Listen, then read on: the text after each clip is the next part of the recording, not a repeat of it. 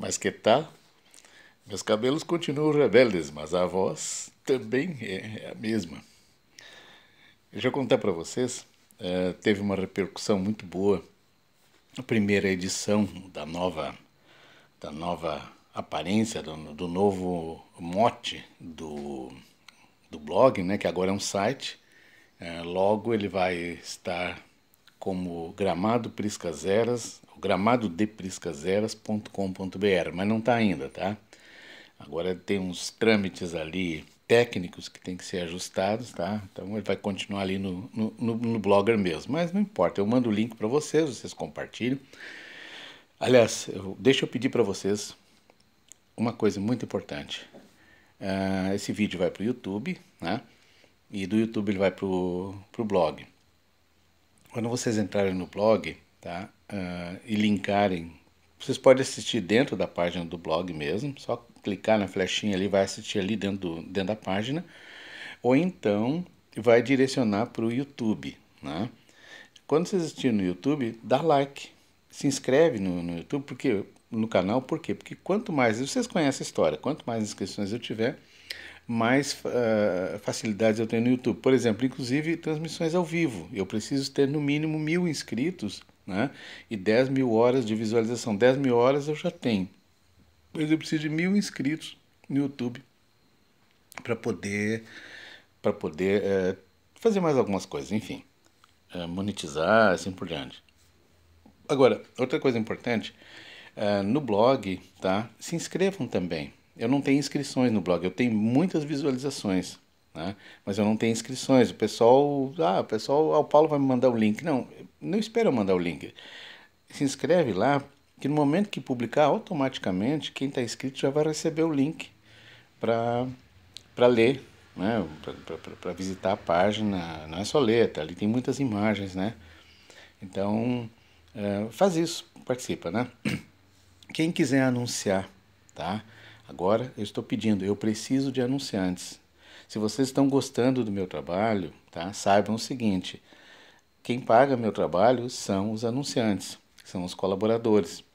Aí você diz, mas eu não quero anunciar a empresa, ou eu sou advogado, não sou médico, não posso anunciar.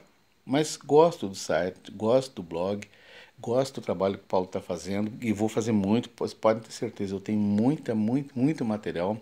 Eu estou recebendo, só ontem já recebi material de 3 pessoas, 3 famílias, fotografias antigas, assim, quase que perdidas, né? Fotografias assim que estavam lá guardadas, né? Vamos trabalhar. Então eu estou recebendo e vou continuar recebendo, continue mandando material, mas eu preciso que vocês participem. Então, por exemplo, quem quiser colaborar e não quer anunciar, não tem problema nenhum, eu não sou orgulhoso, não tenho orgulho nenhum, já tive, não tenho mais, tá? Tá ali o meu Pix é o meu número de telefone, ou o meu e-mail, ou o meu CPF, tá? O meu telefone tá na descrição, tá bem claro para todo mundo, é 48999611546. Esse é meu Pix. Pode mandar a quantia que quiser, quer mandar R$ 1, R$ 10, 150 mil, não tem problema nenhum, tá? Eu aceito e vem de bom grado. Mas vamos parar de falação. Deixa eu contar uma história de hoje. Eu ainda vou contar umas histórias do hospital. Tem uma que eu contei ali, qual é a minha relação com esse hospital Santa Terezinha, não o primeiro dos PUL. Os dois eram dos PUL, né? Mas o segundo, esse que todo mundo conheceu. Foi assim, chimarrão de manhã. Foi assim, eu tinha 16 anos de idade, eu já estava começando a pensar no serviço militar, né? E 16 para 17 anos, começando a pensar no serviço militar. E aí, por orientação religiosa, a gente servia o exército, né? Servia a pátria e tal, mas a gente procurava não fazer um treinamento para matar. Eu não quero aprender a matar, né? A gente aprender a viver já é tão difícil, aprender a matar, não quero isso. Aí a nossa orientação é o seguinte, olha, faz o seguinte, faz um curso de... Entra no quartel, te coloca na tua profissão como cozinheiro, por exemplo, aprende a cozinhar, eles vão te botar na cozinha, tu não vai lá fazer aqueles treinamentos pesados e tal. Ou então como enfermeiro, né? E me lembro que a nossa instituição, a instituição que eu participava, ela tinha um curso chamado Socorristas Padioleiros. Padioleiro é aquele pessoal que vai e busca o moribundo no campo de batalha com a maca e leva para a enfermaria, né? Então, faz um cursinho de enfermagem, um desses cursos aí, mas isso era um curso caro, não tinha dinheiro, era lá no Rio de Janeiro, não tinha como fazer.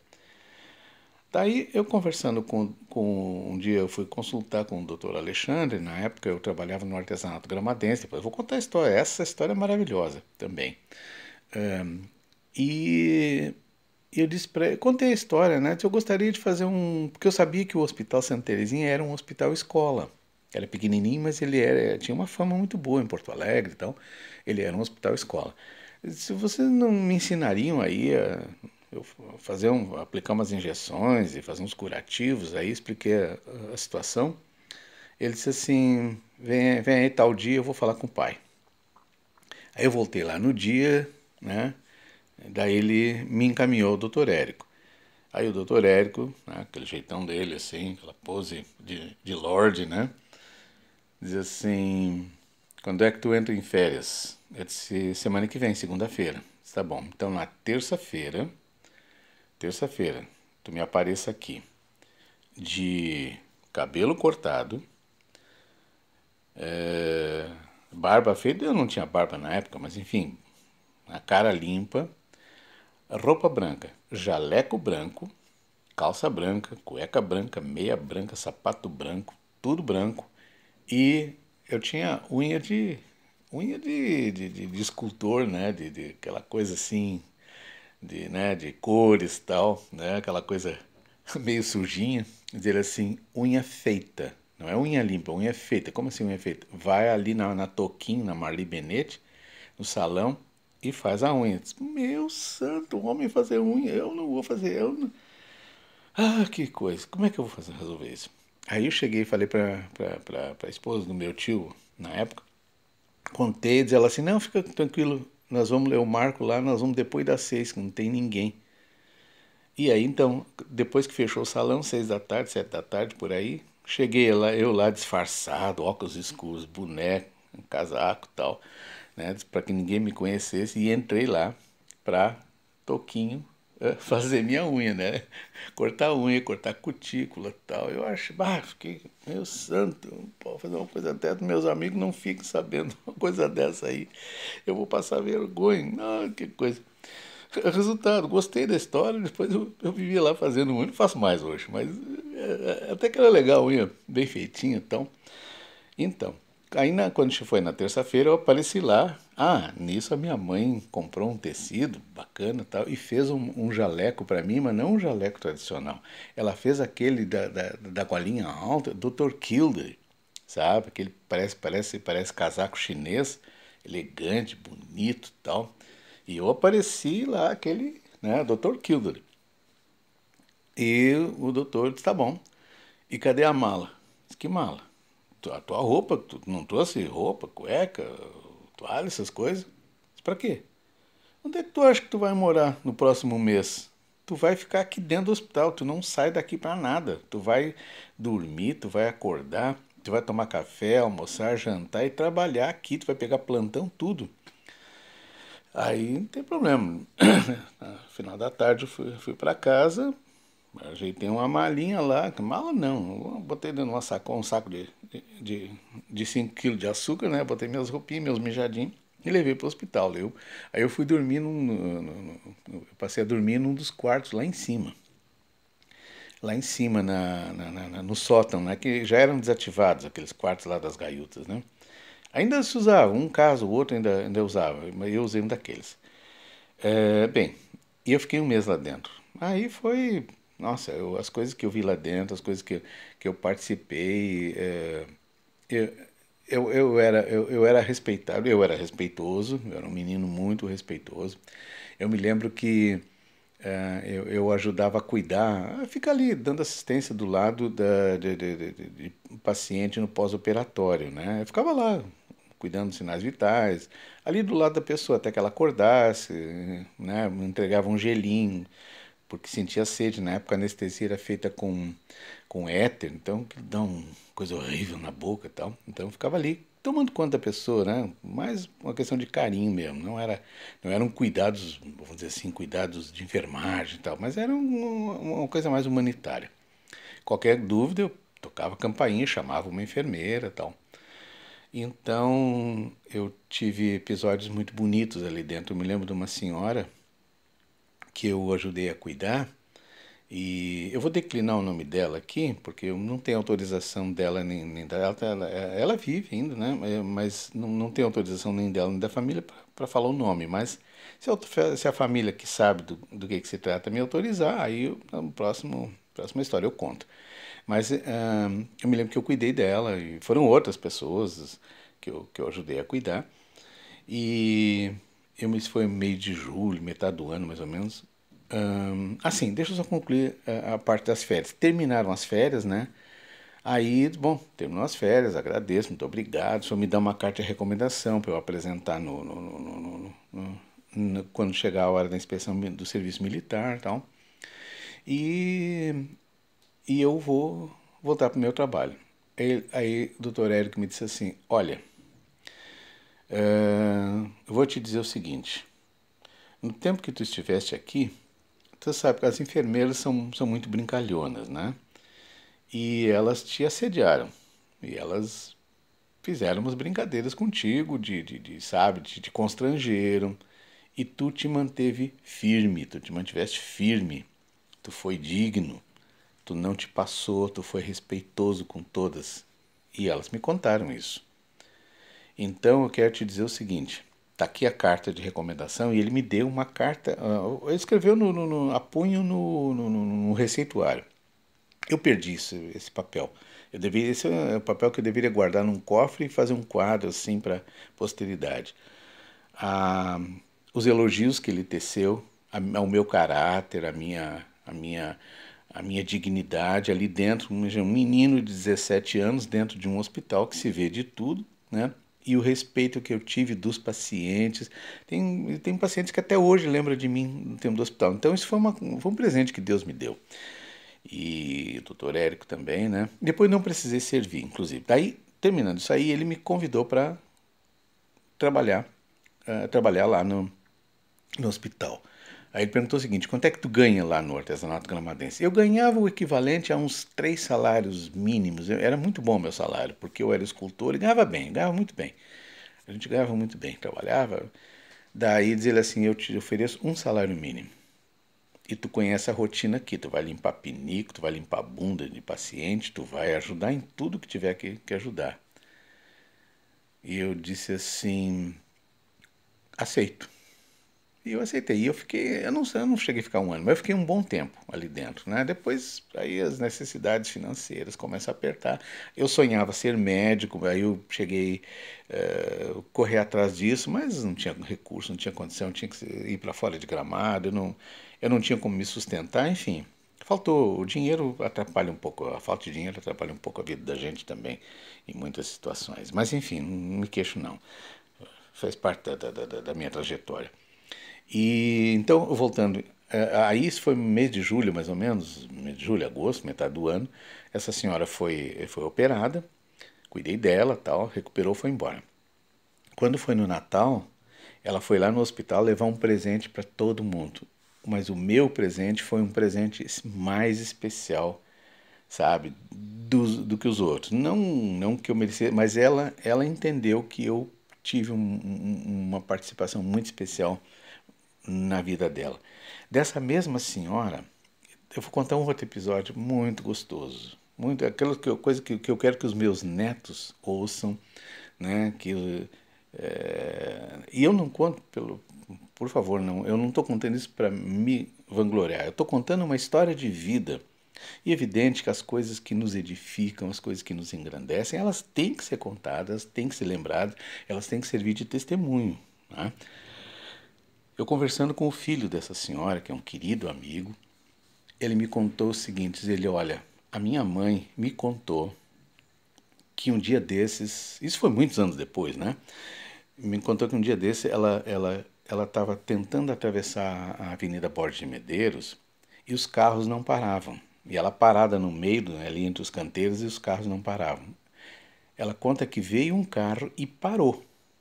Parou e fez sinal que ela atravessasse a rua. E ele trancou os outros carros que vinham atrás. E ela agradeceu e rapidamente atravessou a rua. Ela disse assim: eu não vi quem era, mas eu só conheço uma pessoa capaz de fazer um gesto desses. Paulo Cardoso. Olha, eu vou dizer assim, ó, eu fiquei arrepiado. Eu tremi de emoção. Eu não lembro desse episódio. Eu não lembro. Eu não fiz isso aí para anotar num caderno e sair contando. Não, eu não lembro. Mas esse gesto, talvez até nem tenha sido eu não sei, não me lembro, não lembro disso. Mas, porque eu fazia isso. Tá?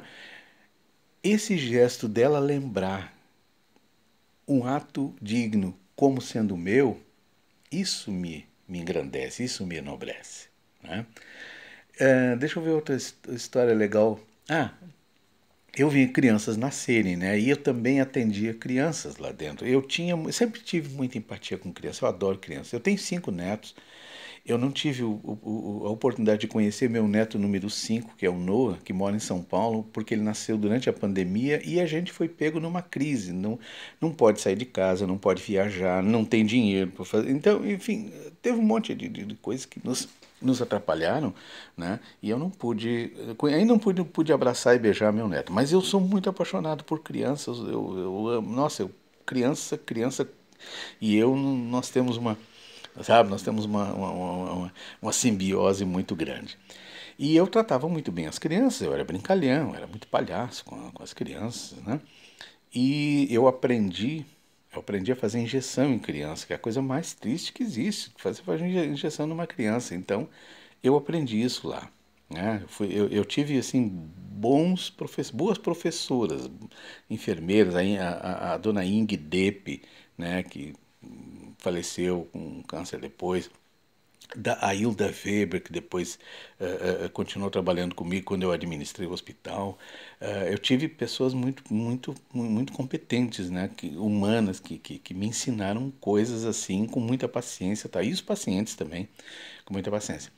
E eu me lembro um dia eu andando na rua, anos depois, as mocinhas, né, ah, andando atrás de mim, poucos passos atrás de mim. E eu escutei uma delas falando: ah, eu sei quem é ele. É aquele lá do hospital. Ele fazia cosquinha em mim quando fazia injeção, sabe? Lembrando com muito carinho. Então, são episódios assim muito gostosos que passei no hospital. Existe um outro episódio que eu contei isso ali na página, em que eh, tinha uma senhora com um menino cuidando dele, ele passou por uma cirurgia. Eu lembro até qual foi a cirurgia, foi de hérnia, uma herniorrafia. E ela cuidando do menino, tal, devia ter uns 8 anos por aí, 10 anos, sei lá, um pouco menos.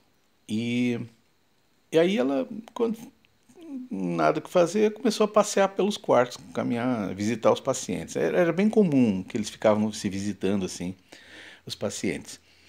E daqui a pouco ela entra no quarto e me chamou, disse: Paulo, vem cá, vou te contar uma coisa. Essa senhora aí que eu estou visitando, que está aqui, que está internada, essa senhora fazia 20 anos que a gente não se via. Ela é minha irmã. Nós descobrimos agora que nós somos irmãs.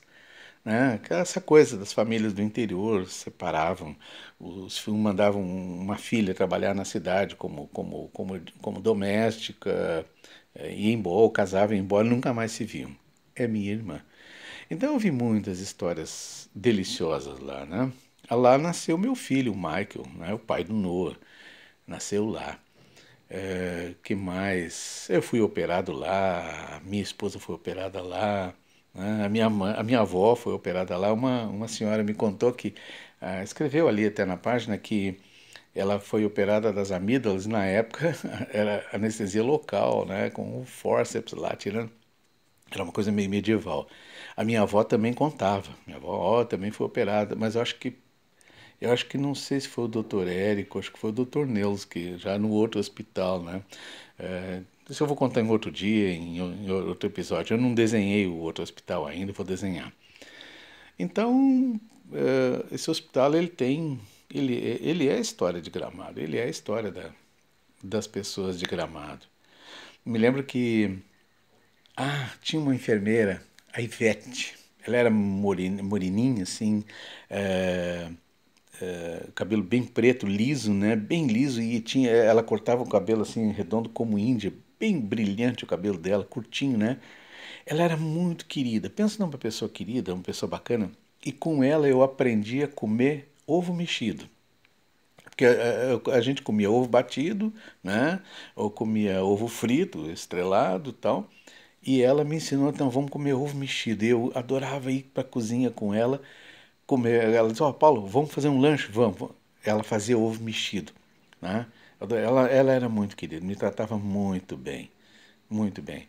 Então eu tenho muito carinho por aquele tempo, pelas pessoas que passaram por lá, sabe? Eu brinco que a primeira injeção que eu fiz foi um rapaz, né, morenão, um fortão, um grandão, 1,90 m de altura, né? Aí as enfermeiras disseram assim, olha, a enfermeira disse assim, olha, tu te importa, esse menino ele tá aprendendo, tu te importa que ele nunca fez injeção e ele tem que aprender, te importa que ele faça injeção em ti? E o rapaz, não, não, pode fazer. Então eu sempre digo, e deu tudo certo, né? E eu sempre digo que eu brinco dizendo assim, sabe? Primeiro cara que eu fiz injeção, tinha 4 enfermeiras segurando ele e 5 me segurando, né? Mas não foi assim, não. Eu tratava com muito carinho. Tem uma outra história que acontecia lá. Tinha um casal de 2 irmãos em Gramado que todo mundo conhece, que é o Lino e a Landa, né? O Lino e a Landa, eles eram deficientes mentais e então eles eram figuras pitorescas na cidade, né? Bem, assim, bastante pitorescas na cidade.